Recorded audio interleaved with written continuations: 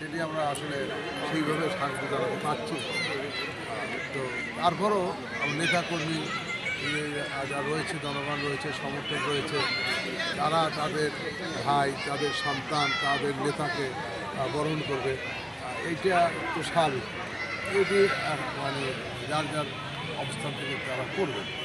আমরা জেলা বিএনপির পক্ষ থেকে যেটা এগুলোতে আমরা জমানের আয়োজনটা করেছি এবং পরবর্তীতে এখান থেকে হস্তান্তর বাজার করবেন এবং সেখান থেকে কমতলায় যে আয়োজন আছে ওখানে অংশগ্রহণ করে চলে যাবেন পীরগঞ্জ।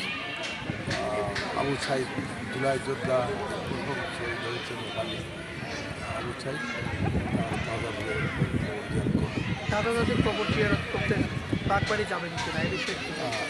বাগবাড়ি গাবতলিতে যাবেন এটা আমরা জেনেছি।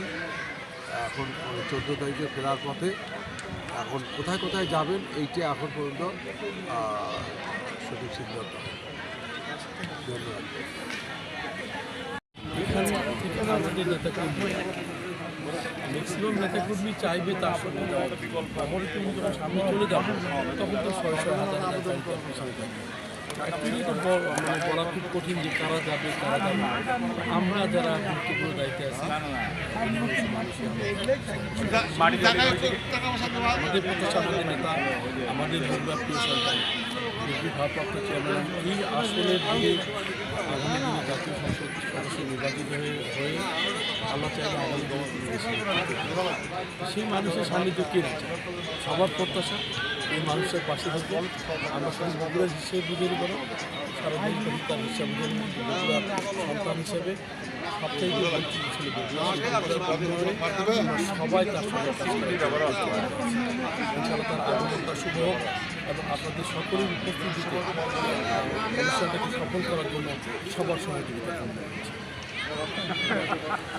সংগঠন লোক করতে পারে আমরা আশা করি বগুড়ায় সবাই বিএনপির লোক। এখানে তারেক রহমানকে আসা উপলক্ষে সর্বসাধারণ জনগণ আমার মনে হয় এই আপনার চান্দাইগোনা থেকে বগুড়ায় পৌঁছতে আমাদের প্রায় 4 থেকে 5 ঘন্টা লাগতে পারে। আমাদের প্রশাসনিক যে রিপোর্ট 4 থেকে 5 ঘন্টা লাগতে পারে শুধু। তার মানে কত জনগণ হতে পারে। বিশেষ করে আমাদের এই 7টি আসনের যারা নেতৃবৃন্দ রয়েছেন, সাধারণ জনগণ রয়েছেন, আমরা আশা রাখি সবাই তারেক রহমানকে বাংলাদেশের মধ্যে সবচেয়ে স্মরণীয় করে রাখতে যা যা করার দরকার সবই তারা করবে এবং আমরা জেলা যুব দল অবশ্যই সেটাতে শরীর হবে ইনশাআল্লাহ।